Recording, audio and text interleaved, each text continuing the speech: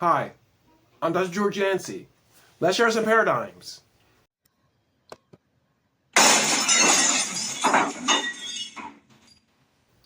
And the paradigm I share today concerns rejecting identity politics. Now, I have a playlist on identity politics. I have a book coming out pretty soon. When I have a publication date, I will announce it. On identity politics, in the book I look at identity politics on the left, where it really originated, but recently more on the right. And one version of identity politics concerns Christians. A concerted Christian identity politics framework that has emerged over time. I want to talk about that. My premise is that Christians should reject identity politics. Now, identity politics can be defined as politics that's focused, at least in the United States, the way that it's done in the United States, it's politics focused on meeting the interests, the needs of marginalized groups. And in Christian identity politics, that marginalized groups is Christians. I'm a person who's done work on Christianophobia. So I'm not saying that while I wouldn't say marginalized, I would not say that there's no problems with Christians being mistreated in the United States. I'm on the record. I'm okay with that. So I'm not saying that there aren't issues that need to be dealt with. I'm saying that the identity politics framework, where you break everything down into the oppressed and the oppressor, where you learn to dehumanize your oppressors, I don't think that's scriptural. I don't think that's godly. And I think it's something that we as Christians should avoid. Christians begin to really embrace this in a large extent, I think, with the coming of Trump, although there was some evidence of this beforehand. I think some of the Supreme Court decisions seem to work against the rights of Christians. And so this began to motivate some Christians into identity politics. What this has done is it's turned us into just another interest group. Instead of conceptualizing Christianity for the whole society, I'm not saying that people did away with that completely, but more and more what you had was Christians not looking for what's better for society, but what's better for Christians.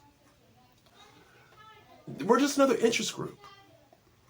What makes us different from racial groups or from lifestyle groups or from economic groups who are looking out for their own interests? Aren't we supposed to be looking for more than just that? I think this is the natural course of identity politics. In my book, I'm a critic of identity politics. I don't think it leads to the sort of solutions we need in our society.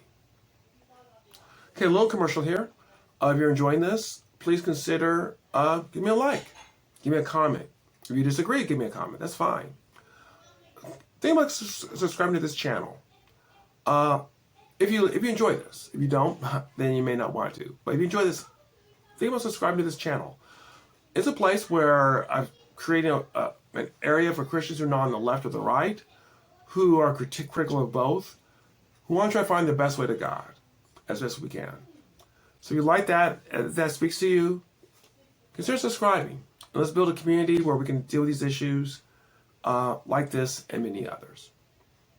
All right, back to the message. Identity politics has moved Christians away, I believe, from trying to find a solution for the whole society to what's good for us. To me, that is un-Christ-like. That is not a godly way of dealing with reality. What we should be doing is figuring out how we can find a solution for everyone, ourselves included. We have the right to defend ourselves when necessary. But that should not be the focus of our political identity. I fear for some groups it has become that. We have a message that can transcend our group. We have a message for the entire society. And yes, part of it is salvation. Part of it is salvation. But I think we also have a message on issues of justice. And it's not exactly the same as on the left or the right. You know, I did a video on this. On the left, the idea of justice is missing the component of human depravity and how we can't just give to the oppressed what they want, that they too are fallen humans. On the right, too often the message of justice is that, we don't need to do anything extra for people who've been abused. I think we have a better message. And I think that message should come out, should be used. But it won't. We're just focused on protecting ourselves. So let's carefully think about how we engage in identity politics. Let's not just because we've seen other groups do it doesn't mean that we have to do it. In a sense, we can be better than that. We can be a group that's calling others to a better place rather than simply defending ourselves.